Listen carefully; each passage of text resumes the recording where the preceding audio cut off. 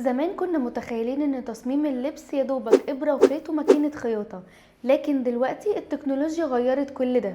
انت ممكن تصمم قطعة لبس كاملة من غير ما تحط غرزة واحدة فيها. في تقنيات جديدة ظهرت بتوفر وقت ومجهود، زي انك تستخدم الليزر بدل الابرة والخيط.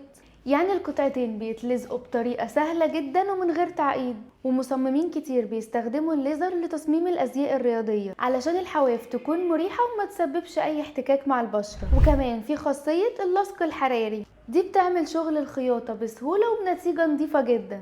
ودي بتعتمد ان احنا بنلزق قطعتين القماش مع بعض بطريقة الحرارة والضغط. والطريقة دي بنستخدمها للملابس اللي محتاجة مرونة اكتر، زي ملابس السباحة والملابس الرياضية.